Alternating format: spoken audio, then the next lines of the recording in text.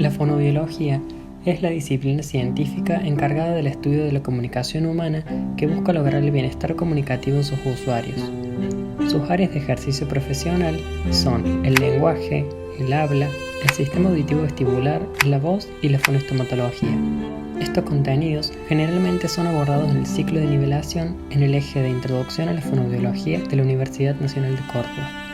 En 2008, la doctora en fonoaudiología Silvana Serra, quien está a cargo de la dirección actual de la escuela, publicó su libro Fonoaudiológicamente, en el que desglosa el trayecto que debe transitar el futuro profesional.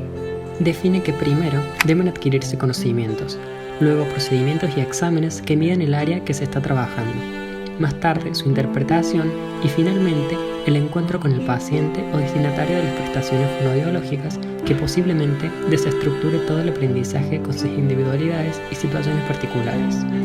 Como este video está dirigido al público que recién se está introduciendo en fonoaudiología como carrera profesional, nos enfocaremos solo en los diferentes conocimientos que conforman a la fonoaudiología o logopedia como disciplina científica.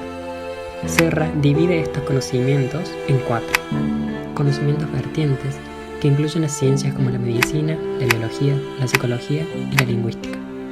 Conocimientos relacionales, como la fisioterapia, odontología, pedagogía, entre otras. Estos conocimientos relacionales sirven para comunicarse con otras ciencias, disciplinas y profesiones. Conocimientos genuinos, que son puramente fonoaudiológicos, y conocimientos constantes. Estos conocimientos genuinos y constantes son aquellos que conforman el saber fonoaudiológico en sí.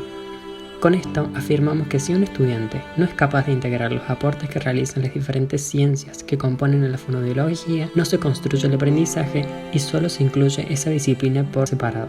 Por ejemplo, cuando estudio anatomía, si puedo describir con exactitud qué tipo de fibras musculares tiene el músculo macetero y cómo eso es contracción, pero no lo integro a las funciones orofaciales como la masticación, solo me quedo con el conocimiento anatómico. Si esta metabolización no se da, la anatomía sigue siendo anatomía y no un aspecto anatómico de lo fonoaudiológico. Pero entonces, ¿cómo se da este aprendizaje académico en estudiantes de fonoaudiología de primer año? El origen de la comunicación es que un bebé cuando nace tiene una necesidad, por ejemplo tiene hambre, y hay un aumento de tensión interna. Ese aumento de tensión interna hace que como necesidad para desplazarla o eliminarla, llore. Específicos para la recuperación de los trastornos de los sonidos del habla de origen motriz. Hacer algún aporte desde la fonoaudiología en el campo del aprendizaje de un segundo idioma.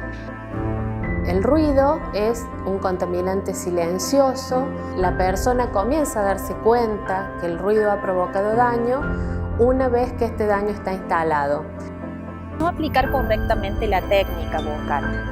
Para que la voz no se fatigue, la función vocal tiene que estar asentada sobre la respiración. Todo ser humano nace con las habilidades para aprender el lenguaje. Solo necesita estar expuesto al lenguaje. Sabemos que el estudiante que finaliza sus estudios secundarios y se introduce al mundo universitario debe adaptar sus habilidades, saberes, destrezas y conocimientos para así ser un profesional comprometido con el bien común y la salud. Para ello, debe desarrollar herramientas de interpretación de los discursos académicos esenciales para una trayectoria universitaria favorable, como la lectura, el análisis de textos, la escucha, la escritura y la expresión oral. Estas destrezas serán las que le permitan la decodificación de textos y su futura codificación oral frente a diferentes audiencias. Pero, ¿qué herramientas tenemos para lograrlo? Primero, definiremos el universo diegético de la universidad que construye paso a paso cada estudiante. Sería algo parecido a las reglas de juego o estructuras de funcionamiento con las que se desenvuelve el desempeño de la cursada en la facultad. Esta independencia aparente que tiene el alumno de asistir o no a clase, leer el texto que el profesor le indica, hacer o no un resumen, es en realidad la construcción madura de un nuevo rol académico. En cuanto a los textos que se abordan, tenemos los científicos, aquellos que están escritos para una comunidad científica con conocimiento previo. En base a ellos se generan los textos académicos. Este segundo grupo de textos plantean una simetría. Hay alguien que sabe y hay alguien que está aprendiendo. La alfabetización académica fue definida por Paula Carlino como el conjunto de nociones y estrategias necesarias para participar en la cultura discursiva, propia de las disciplinas, pero también implica actividades, que en este caso son la producción y el análisis de textos requeridas para aprender en la universidad. Si hablamos de apuntar las prácticas de lenguaje y pensamiento propias del ámbito académico superior, nos referimos a leer, escribir, escuchar y hablar. Con respecto a la lectura, sabemos que implica un procesamiento estratégico en el que el lector interactúa con el texto mientras construye un significado. Realiza selecciones del mismo y en base a ellos nacen diferentes tipos de lectura, como son las propuestas por la plataforma virtual educ.ar, su fascículo de técnicas de estudio. Lectura secuencial, que es la forma común de leer un texto, desde el principio al final, sin repeticiones u omisiones. Lectura intensiva consiste en comprender el texto completo y analizar las intenciones del autor. Lectura puntual, leer solamente los pasajes que le interesan al lector. Lectura mecánica, es la que se desarrolla comúnmente al leer cualquier libro por placer, entretenimiento o en cualquier otra situación que no requiera de una especial atención o retención de detalles. Finalmente, tenemos la lectura comprensiva, que consiste en alcanzar la interpretación y comprensión crítica del texto. En ella, el lector no solo decodifica el mensaje, sino que además lo interroga, analiza, critica y lo incorpora a sus conocimientos.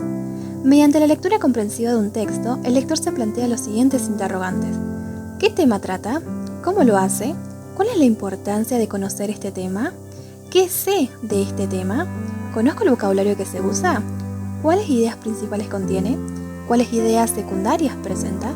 ¿Qué tipo de relación existe entre las ideas principales y secundarias?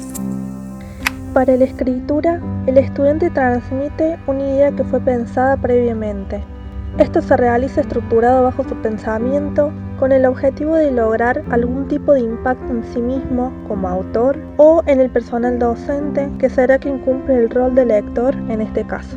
No es algo que porque alguien sepa o haya aprendido a leer y escribir en la primaria o haya tenido que leer y escribir en la secundaria, sabe inmediatamente cómo se lee y se escribe en la universidad. Este es un supuesto del sentido común, de que porque alguien en algún momento aprendió a leer y escribir, puede transferir o aplicar eso que aprendió a cualquier contexto y para cualquier texto.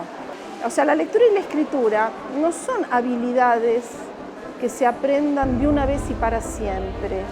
Son prácticas sociales, situadas en contextos específicos, con propósitos específicos, con modalidades de lectura y escritura específicas. Al momento de escuchar, se debe asumir un rol activo en la toma de apuntes para sí mismo, anotar y elaborar preguntas a medida que se avanzan explicaciones o preguntas que hayan sido realizadas por sus pares. Generalmente siempre alguien pregunta algo que es de gran aporte para el resto de la clase. Mencionamos también que consultar al docente para evacuar dudas es un ejercicio que debe entrenarse.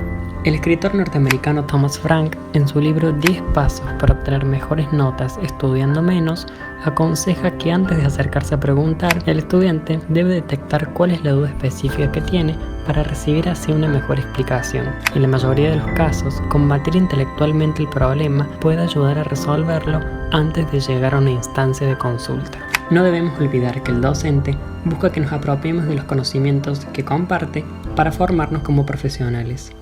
Un buen ejercicio para esto es intentar evacuar la duda por nuestra cuenta al cabo de 15 minutos de pura concentración. Una vez que el tiempo haya pasado y seguimos atascados, pedir ayuda. Con respecto al hablar, podemos afirmar que el estudiante debe saber ordenar y priorizar sus ideas para lograr una correcta transmisión a la audiencia, es decir, a la clase o al docente. Además, desde una óptica fonoaudiológica, se puede aportar que el ejercicio a nivel pragmático del lenguaje en situaciones que requieren el habla servirán de entrenamiento para una mejor fluidez en el habla con respecto a quién se le está dirigiendo la palabra. Para ejemplificar incluso mejor el nivel pragmático del lenguaje y su importancia en el ámbito de la salud al que aspiramos como estudiantes de esta carrera, retomo de cerrar la siguiente anécdota. Una fonoaudióloga recibe a un paciente que se realizará un estudio auditivo. La profesional le informa que se realizará una audiometría, que es un estudio audiológico sencillo. consiste en ponerle audio cubes en ambos pabellones auriculares centrados para que su conducto auditivo externo quede sellado y permita que solo ingrese la estimulación de la variedad medida en hertz y distintos niveles de sonoridad expresado en decibeles. Estos activarán las distintas partes de la vía auditiva e impactará perceptivamente en las correspondientes zonas tonotópicas de la cóclea. ¿Puede el paciente entender el estudio si se lo explica así?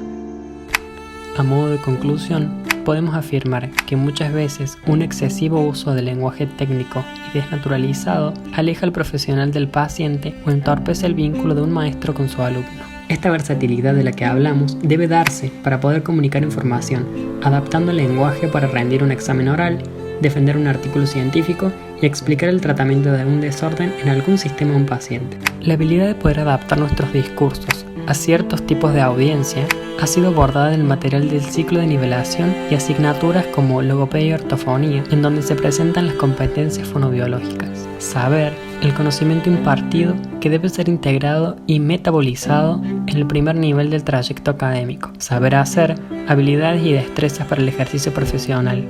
Saber ser, los valores y actitudes que se manifiestan en el desempeño profesional. Es importante retomar que ninguna competencia puede existir sin sus contrapartes, y en caso que sucediera, no estamos sabiendo hacer en contexto.